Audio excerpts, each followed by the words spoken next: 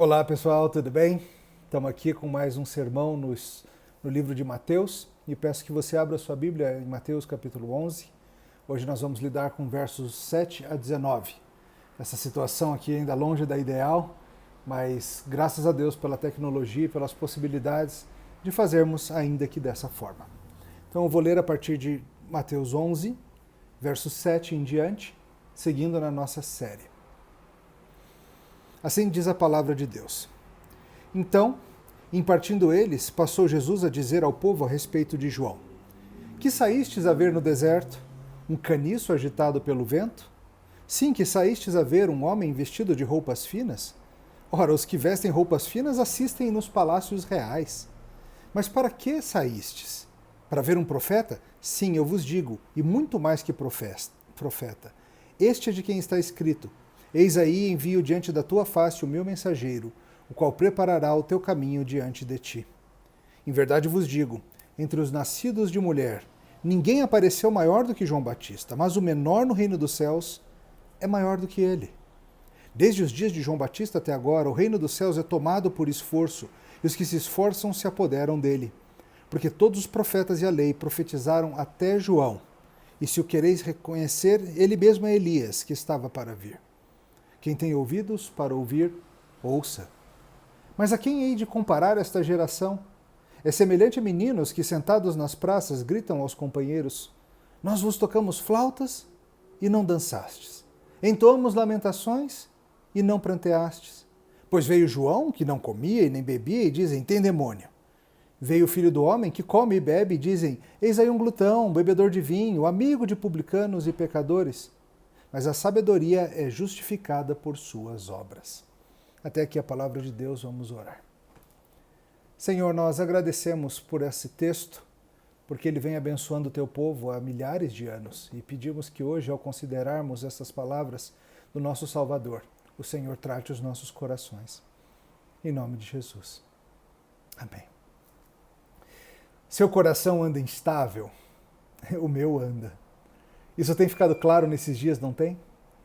Eu tenho olhado aí as redes sociais e tenho visto as reações, inclusive do povo do Senhor, perante a tal pandemia. Crianças, vocês sabem que está meio estranho esses dias, não tá? Não pode brincar, não tem aula, mas também não é férias que você pode sair por aí fazendo o que quiser. Tem tarefa, papai e mamãe estão passando tarefa em algumas horas. Toda hora tem que aprender alguma coisa nova e você tem aprendido sobre como lavar a mão direitinho, né? Tem que fazer assim, aí depois faz assim, e passa no polegar, e faz com a unha. Tudo isso você está aprendendo e coisas que a gente nunca passou. Acho que você está meio cansado disso tudo já, não tá? Eu também tô. E olha, sua família também tá. E eu acho, irmãos, que todos nós estamos aí nos dias bem esquisitos. Tem hora em que a gente está super bem, a gente está compartilhando memes, a gente está rindo, brincando, nos encorajando. Você acaba recebendo aquele mesmo meme de 18 a 36 vezes, dependendo de quantos grupos você está. Aí você começa a encaminhar rápido e você envia para o grupo de onde recebeu. Eu tenho um grupo de amigos pastores que quando alguém manda algo repetido, aparece uma figurinha de um cartão vermelho lá e toda hora tem cartão vermelho de tanto que circulam as mesmas coisas. A gente tem hora que está bem e lidando bem com a coisa. Tem hora, entretanto, que não, que a cada 5 minutos a gente está olhando o site de notícias, a gente está vendo se aumentou o número de infectados, os mortos, estimativas, curvas, comparação com o Irã, comparação com a Itália, isso, aquilo. Cada opinião médica que chega por WhatsApp, desde as mais embasadas até as mais maluquinhas. Quem tem culpa, quem vai resolver? Você pensa nas coisas que foram canceladas, nas que talvez venham a ser, nas perdas financeiras. Seu coração fica impelido com tudo isso e você sofre. Eu imagino que todos vocês estejam pensando tanto macro quanto micro, não? Pensam nas pessoas sofridas e nos resultados econômicos, mas também pensando lá na mensalidade que você pagou da academia e que agora você não sabe como é que fica, vou perder esse dinheiro. Sábado tinha uma festinha infantil marcada e você não vai poder ir. Talvez a festinha do seu filho. E ainda assim aparecem notícias gostosas e animadoras aqui e ali, parece que está resolvendo, tal país não reporta mais casos de pandemia, e isso e aquilo, e uma pesquisa parece que uma vacina está sendo desenvolvida, ou tal remédio está sendo eficaz, e o nosso coração fica assim. Ele vai de enterro para festa e de festa para enterro. O coração olha para esse mundo e ele vê a fragilidade de todas as coisas revelada de uma forma assustadora. Hoje a gente vai ver um texto muito interessante, em que Jesus usa a situação de João Batista para nos ensinar lições preciosas para a vida, para os nossos corações que insistem em caminhar na direção errada. E ele vai nos mostrar que se nós focarmos o coração no reino dos céus, um reino indestrutível, que tem tesouros que não são comidos por traça e nem ferrugem e nem detidos por vírus, a gente vai andar melhor. Hoje, nós vamos ver que o Senhor Jesus chama o seu povo a sabiamente considerar a vida e colocar a sua fé nele. Esse é o resumo. O Senhor chama o seu povo a sabiamente considerar a vida, ver as coisas como elas são e andar por fé nele. A gente vai ver isso em duas partes. Primeiro eu quero chamar a sua atenção para o fato de que nós devemos reconhecer a obra de Deus, o que ele está fazendo, seja no mundo, seja nas pessoas. Semana passada nós lidamos com a questão do pedido de João para saber se Jesus era mesmo o Messias ou se nós deveríamos esperar algum outro. João, por razões que nós exploramos no último sermão, estava fraquejando na fé. Surpreendente, não é? Surpreendente só para quem não conhece o próprio coração. Jesus mandou notícias a seu respeito para João para acalmar o coração dele.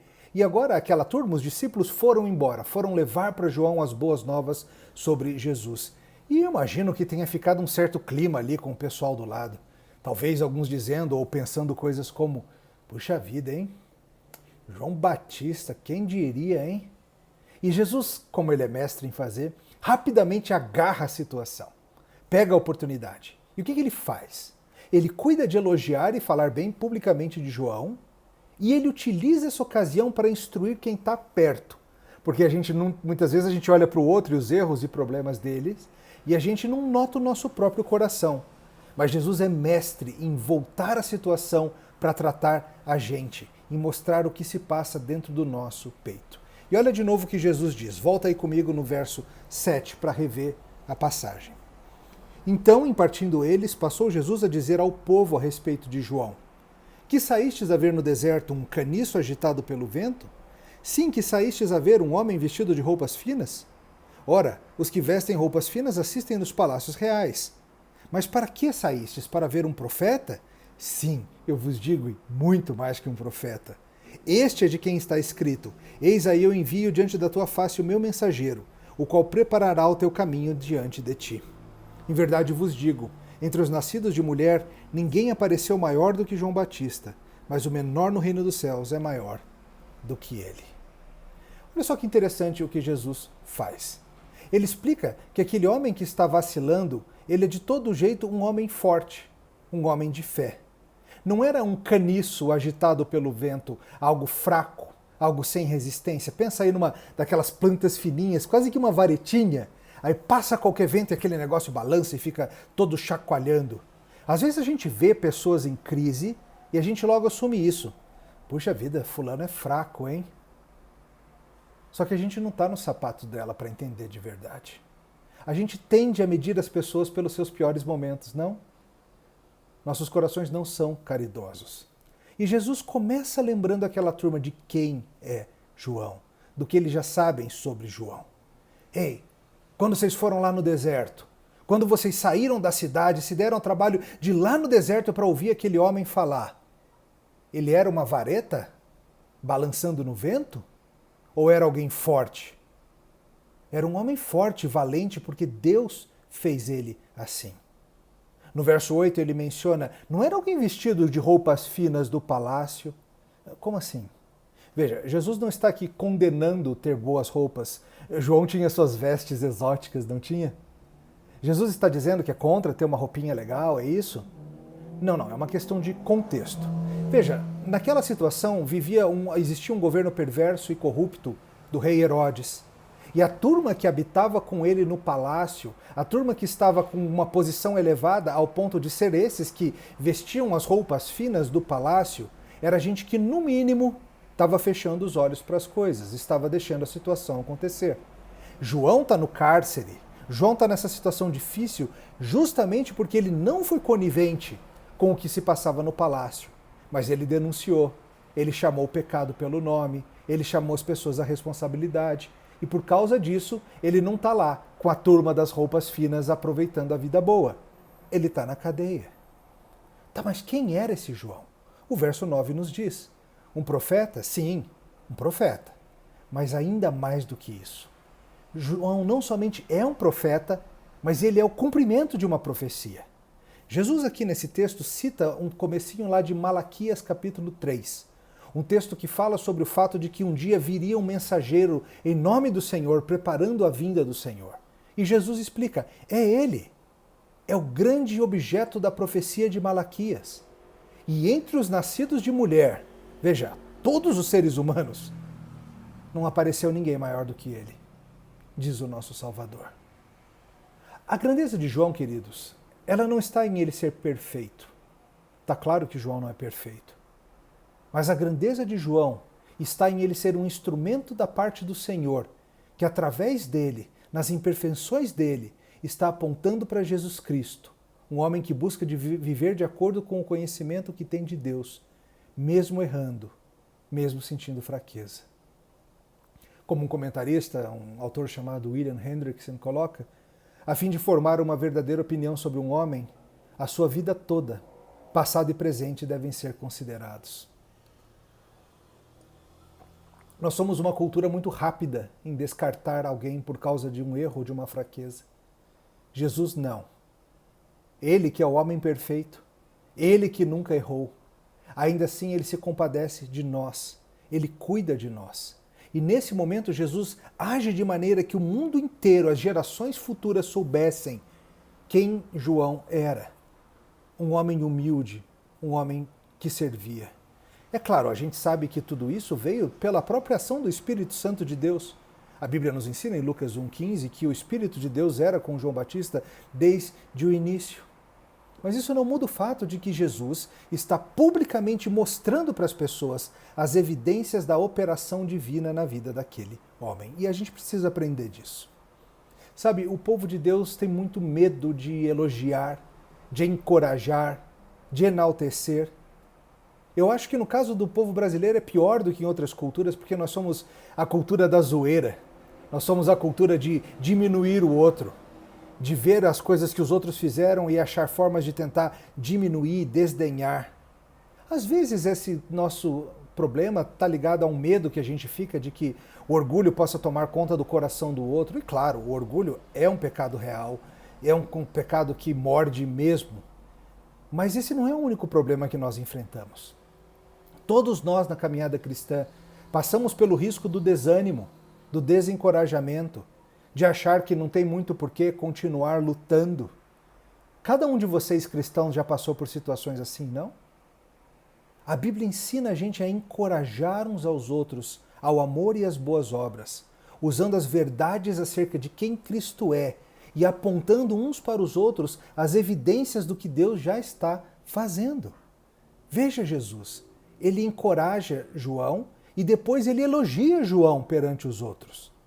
Poxa, mas isso não é tirar a glória de Deus? Não, se nós fizermos isso corretamente. Quando Jesus reconhece o valor de João, ele está reconhecendo que Deus andou agindo na vida daquele homem. Que Deus gloriosamente escolheu um simples homem para fazer grande obra.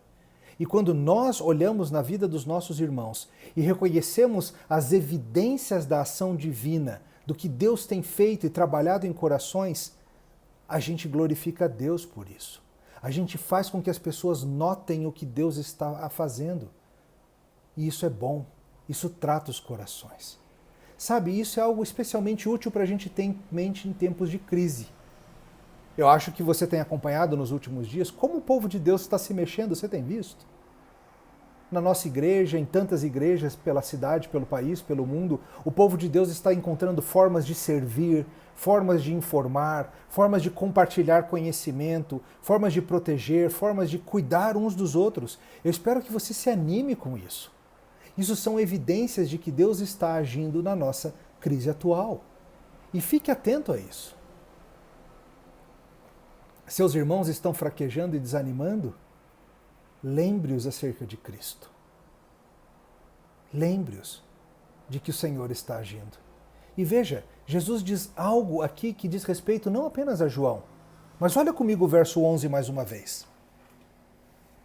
Em verdade vos digo, entre os nascidos de mulher, ninguém apareceu maior do que João Batista, mas o menor no reino dos céus é maior do que ele.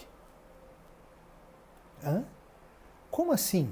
O menor no reino dos céus é maior do que ele. O que ele quer dizer com isso? Veja, seguindo o pensamento de João Calvino e de outros, eu penso que o que ele está dizendo aqui é algo um tanto simples, mas que a gente não pensa muito acerca disso.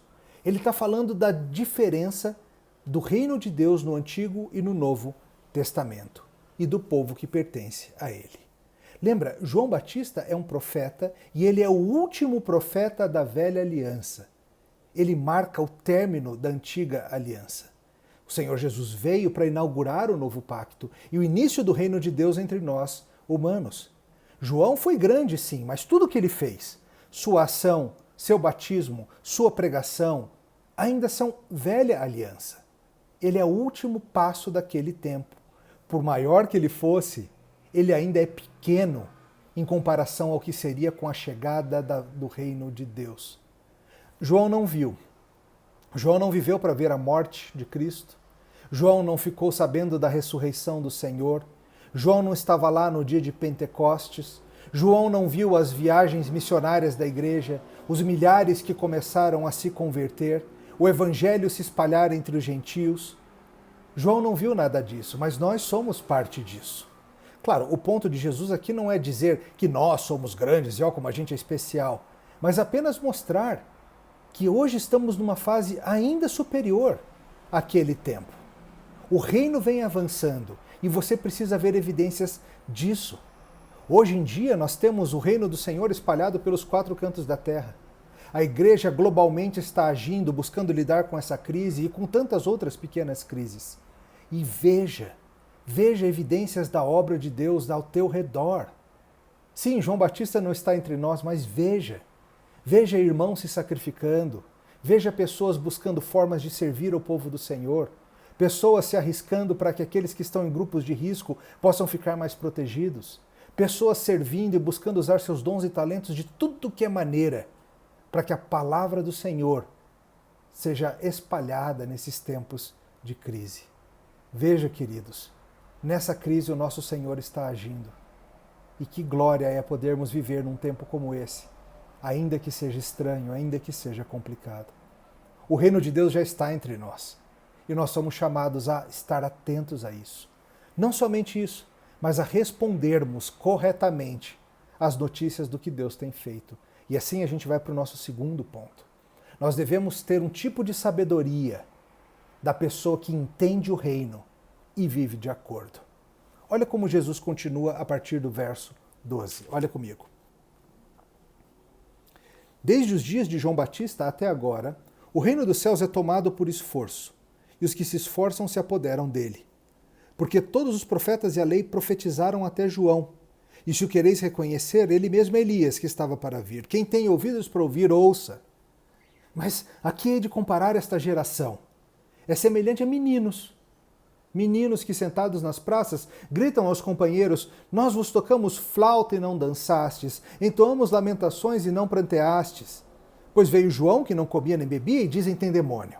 Veio o filho do homem, que come e bebe, e dizem eis aí um glutão, bebedor de vinho, amigo de publicanos e pecadores. Mas a sabedoria, meus caros, a sabedoria é justificada por suas obras. Veja, no verso 12, Jesus fala que o reino dos céus é tomado por esforço e muitos têm entrado no reino, muitos têm entrado. Como falei, João é o último dos profetas, ele é o Elias que estava por vir. Lembra, Elias foi uma figura muito importante no Antigo Testamento e a ideia era que um dia um novo Elias viria. Não era o velho Elias aparecendo de novo, era um novo Elias que faria a sua obra antes da chegada do Messias. E pronto, Elias veio. Pronto, o reino está entre nós. O reino chegou. É a hora. Se esforcem para participar, para tomar esse reino para vocês. Vamos deixar claro, tá? Esforçar-se pelo reino não é salvação pelas obras. Claro que não. Isso seria contrário a tudo o resto que as Escrituras ensinam sobre a salvação ser pela graça. Eu creio que é a mesma ideia de quando Jesus, lá no Sermão do Monte, falou sobre a gente se esforçar por entrar pela porta estreita, pelo caminho estreito. O chamado para seguir a Cristo, o chamado para ir pelo reino de Deus, não é um chamado para uma vida fácil. Homens maus e violentos vêm desde o início buscando deter o reino, como Herodes fez, como tantos outros fizeram, mas o reino não para de avançar. Ele nunca vai parar de avançar. Muitos não reconhecem o reino e fazem o mal. Porém, graças a Deus, muitos e muitos vêm entrando nesse reino ao longo da história. Muitos vêm seguindo pela porta estreita. E vem sendo assim desde o anúncio de João, desde o Elias que estava por vir. E se por muito tempo as pessoas viveram na expectativa do que seria a vinda do Messias, agora não é mais expectativa. Ele já chegou. Não é mais tempo de esperar para ver. É tempo de vigorosamente fazer parte desse reino. Nós somos o povo que tem parte nessa nova vida e devemos viver como tal. E Jesus diz: quem tem ouvidos para ouvir, ouça. Se você está ouvindo acerca do reino, é hora de agir de acordo com o que ele diz. Não é engraçado? Acho que você tem notado. Muitas pessoas têm ouvido o que se tem a dizer acerca do vírus, mas muitos agem como se não estivessem ouvindo nada. Continuam vivendo como se nada tivesse mudado, continuam agindo de maneira tal como se não tivesse nada acontecendo. A gente vê, às vezes, comportamentos na televisão ou na rua, se você sai um pouco e você fala assim, gente, não é possível que essa pessoa não está atenta ao que está acontecendo. Ontem mesmo eu fui ao supermercado comprar uns suprimentos e estava cheio de velhinhas. Velhinhas, tranquilamente, fazendo suas comprinhas e rindo e tossindo e tal. E eu fiquei assim, ué, ninguém contou para elas, não? Elas têm ouvidos para ouvir, mas não estão ouvindo. Eu acho que todos nós temos experimentado uma coisa interessante nesses dias. Todos nós temos aprendido a andar por fé e não por vista nessa questão da pandemia. Afinal, todos nós temos mudado radicalmente nossas rotinas por algo que nenhum de nós viu a olho nu. Nós que estamos aqui no Brasil, então, que a coisa está, de certa forma, ainda pequena, nós não estamos vendo hospitais abarrotados e pessoas sofrendo na rua, mas a gente tem mudado a nossa vida, a gente tem agido de acordo pela fé. Porque nós cremos naquilo que está sendo dito. A gente está lambuzando a mão com álcool, a gente está mudando a rotina, a gente está cancelando reuniões, a gente está evitando lugares públicos, tentando manter o imunológico em dia, sem sair de casa. Isso é andar por fé. Algo parecido, só que benéfico, diz respeito ao reino de Deus. O reino de Deus não é deste mundo, ele está entre nós. E nós somos chamados a, pela fé, reagir às notícias que temos ouvido desde a vinda de Cristo.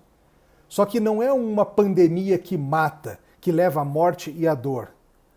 O que nós somos chamados é a reagir ao plano de Deus para livrar o mundo da morte, livrar o mundo da dor. E é um reino invisível. E felizmente, a cada dia, muitos estão ouvindo e agindo de acordo, e pela fé, se agarrando ao Messias, Jesus Cristo. É hora de acordar para isso. Você não vai ser parte do reino de Deus por osmose. Você não vai ser parte do reino de Deus apenas por ter um certo pedigree. Você vai ser parte do reino de Deus se, assim como João e assim como muitos outros, você crer que Jesus Cristo é o Messias e entrar pela porta estreita. Você está ouvindo o chamado dele? Venha! Não enrole, venha! Não seja como muitos eram naquele tempo e ainda assim muitos são hoje, que ignoram o chamado. E Jesus dá para isso um exemplo muito interessante, essa comparação das gerações que ele fala aí do verso 16 em diante. Ele fala que a turma naquela época era que nem um bando de meninos. Ele traz um sério alerta para aquela geração que ecoa até a nossa geração. Ele fala de crianças brincando numa praça. Tá, imagina que se fosse hoje seria no parquinho do condomínio ou seja o que for. Sabe, crianças, quando tem um monte de criança no parquinho, né? Tem lá aquela turma que quer ficar no pula-pula, alguns que querem ir para a gangorra, outros estão ali no escorregador, tem a turma do baldinho com areia, alguns fazendo pega-pega e seja o que for. Só que vocês já viram também que muitas vezes, ao invés das crianças brincarem, o que elas fazem? Elas passam mais tempo brigando ou discutindo qual vai ser a brincadeira do que brincando. E parece que tem algumas crianças que nunca estão felizes, que nunca estão satisfeitas. O problema, nesse caso, não é com a brincadeira. O problema é com elas. Acontece assim com crianças. Parece que não importa o que você ofereça, nunca estão satisfeitas. Acontece com adultos fêmeas também.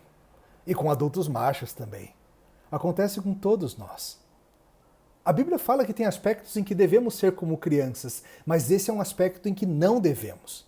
E Jesus dá esse exemplo. Umas crianças começam a tocar flauta. A ideia é, vamos brincar de festa? Vamos tocar, vamos brincar, vamos nos alegrar, a gente toca, a gente dança. Não queremos brincar disso não. Poxa, então vamos brincar de lamentações? Vamos ficar todo mundo triste? Vamos brincar de funeral? Também não. E Jesus diz que as pessoas na sua geração estavam assim, que nem crianças na praça, aqueles fariseus, aqueles escribas, vocês nunca estão satisfeitos. João veio, um homem austero, um homem vivendo numa vida de ascetismo, severidade e simplicidade, e vocês não gostaram. Vocês ficaram falando que João tinha demônio. Aí venho eu, diz Jesus, e eu, diferente de João, eu como, e eu bebo, e eu ando com gente que vocês consideram que não devia andar, gente que é doente, e vocês ficam dizendo aí, lá vai o beberrão, lá vai o glutão, ele anda com publicanos, ele anda com pecadores. É interessante Mateus escrever isso, né? Ele era um publicano. E ele está contando pra gente o que diziam acerca de Jesus andar com ele. E Jesus está explicando, gente, o problema não é João e o jeito dele, o problema não sou eu e o meu jeito, o problema são vocês, crianças birrentas. João Calvino explica da seguinte forma: a substância, a essência dessa passagem é que as pessoas comuns, os publicanos, os que sabiam que eram enfermos, estavam dando glória a Deus pela ação de Jesus. Enquanto isso, os escribas, se achando com grande confiança acerca do seu conhecimento, não se importavam com o que Jesus dizia. Calvino está certo. Muitas vezes os grandes deste mundo são aqueles que desprezam o que Cristo tem a dizer. E os que são pequenos nesse mundo, aqueles que se sabem carentes, são justamente os que aceitam e entram pela porta estreita. Tanto Jesus quanto João antes dele são sábios de verdade, e as suas ações mostram isso. Mesmo que com estilos e ênfases ministeriais diferentes, porque cada um tinha a sua função, mas eles eram sábios, e o que Jesus diz aqui é: a sabedoria é justificada por sua obra. A sabedoria, ela se prova verdadeira pelo teste da realidade, pelo teste da vivência. Jesus está dizendo, se vocês fossem sábios mesmo, a gente estaria vendo na reação de vocês a chegada do reino. Mas a indiferença de vocês em relação à notícia do reino mostra que vocês não são sábios coisa nenhuma. Engraçado, temos visto como hoje em dia o mundo está nessa polaridade, né? Algo meio entre festa e enterro. Às vezes na mesma pessoa, às vezes mudando em questão de minutos. Eu tenho falado com alguns de vocês e eu vejo, às vezes eu falo com alguém, pessoa de manhã está super animada, está encorajada, vamos lá pastor, vamos enfrentar esse negócio. Aí de tarde a mesma pessoa está super desanimada. E eu vejo em mim também essa mudança. A gente vai de festas e memes, mostrando a criatividade do povo e falando agora a NASA vem, porque o brasileiro está achando tantas formas, mas no momento seguinte a gente está todo triste, está tudo perdido e vou começar a tocar fogo em dinheiro aqui porque nem isso vai servir para nada. É estranho e é como tem sido. E veja, é possível ter a mesma atitude quanto a algo muito mais sério do que um coronavírus. Quanto ao reino de Deus e o chamado de Cristo. Uma hora as pessoas olham e acham esse negócio de cristianismo muito exagerado, muito radical. Isso de seguir a Cristo é muito exagerado, muito antigo, muito medieval, qualquer coisa assim. Noutra hora as pessoas olham para o cristianismo e falam: cristianismo é tolinho, é felizinho, é irrealista, é simplista, é infantil. As pessoas têm toda sorte de objeção ao cristianismo, mas o que Jesus está mostrando aqui é o seguinte: no fundo, é um problema de coração. É um problema de gente que se acha sábia e não consegue ver que na simplicidade do Evangelho do Reino está a solução para a vida eternamente. O chamado para quem tem ouvidos é para hoje tomar o reino para si. Se tem algo que está ficando claro nesses dias, até para os pretensos sábios deste mundo, é que os planos do homem são facilmente frustrados por Deus. Muitos poderosos, muitos grandes e especiais aos olhos humanos, têm visto que aquilo que eles acham tão estável pode virar fumaça rapidamente. E ao mesmo tempo, muitos simples, muitos pequenos, muitos que têm pouco a oferecer, seguem confiando no Senhor e mesmo na crise, estão encontrando força para avançar. São dias estranhos mesmo. Tudo parece muito instável, muito incerto. Aquela passagem de avião, o que você faz com ela? Vai lá e pega logo de volta o dinheiro, cancela a viagem? Ou espera para ver se vai resolver? Mas e se a companhia quebrar? E o semestre letivo, como fica? Tento fazer aqui escola em casa, vai cancelar o semestre, não vai? Talvez você esteja se sentindo aí que nem João Batista, num cárcere privado, doméstico, no cárcere da situação. Seja como for, não se esqueça, você está livre em Cristo. Mais livre do que qualquer pessoa que não está no reino. Mais livre do que aquele sem Cristo fora de quarentena. É aquele que no Senhor Jesus encontrou a liberdade para viver servindo a Deus. Na incerteza do momento, meus caros, o que temos de certo e firme é o mesmo que nós temos há milhares de anos. É um reino que não é deste mundo. Num Rei Santo, Justo e Todo-Poderoso.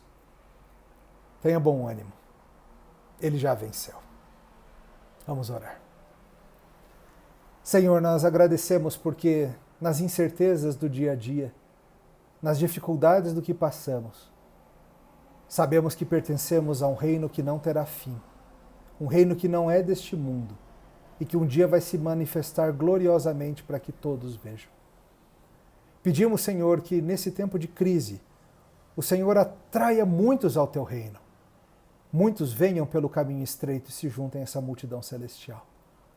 E pedimos que nós, que somos do Senhor, nesses dias que o Senhor acalme os nossos corações, que o Senhor nos lembre de quem Jesus é, e que o Senhor nos lembre e abra os nossos olhos para ver as muitas evidências da tua ação que já temos ao nosso redor. Em nome de Cristo. Amém. Deus os abençoe.